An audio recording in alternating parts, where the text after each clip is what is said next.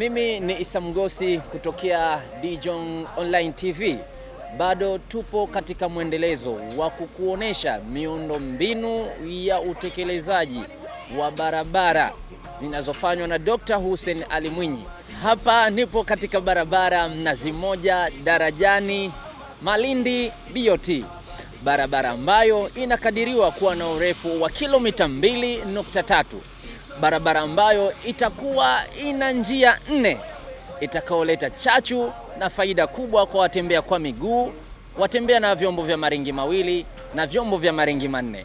Barabara ambayo itaweza kuleta utofauti mkubwa na barabara za kale. Ujenzi huu utakapokamilika utaweza kuleta chachu ya maendeleo makubwa kwa Wazanzibari na wageni pia.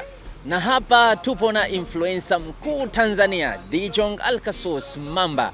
Anatuambia nini kuhusiana na barabara hii? La kwanza kuhusiana na barabara hii ambayo inayotoka Mnazi Mmoja Darajani Malindi hadi kufikia benki kuu pale BOT.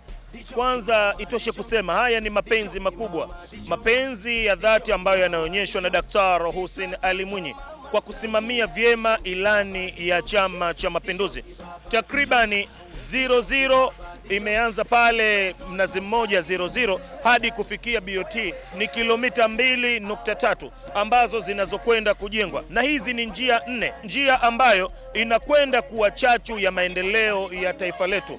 Kama unavyoona wakandarasi wanaendelea na ujenzi wa barabara hii, lakini wananchi wanapita pembeni kwa usalama kabisa. Ni wazi kabisa kampuni ya CC imezingatia vigezo vyote na vigezo vya ubora kabisa. Unaona magari ya kisasa, lakini uondoaji wa miundombinu ile ya zamani na miundombinu mipya ambayo inataka kuja kutiwa hapa, manake imezingatia vigezo vyote vya kitaalamu. Haya ni mapenzi ya Daktari Hussein Ali Mwinyi. Njia hii itakwenda kutanua wigo mkubwa wa utalii katika mji huu wa Zanzibar. Siku zote anayefanya wema hulipwa wema. Daktari Hussein Ali Mwinyi kwa hichi ambacho anachokwenda kukifanya, Wazanzibari wa Tanzania hatuna deni naye, na huu ndio uongozi wenye kuacha alama. Wazanzibari na Watanzania kwa ujumla ambao waliowahi kuitumia barabara hii wanaelewa changamoto ambazo zilizokuwa zikijitokeza. Sasa Dr. Hussein Ali Mwinyi amekwenda kuondosha changamoto zile. Hapa wapita kwa miguu watapita na kwenda na harakati zao, lakini waendesha usafiri wa maringi mawili nao watazingatiwa kupitia barabara hii.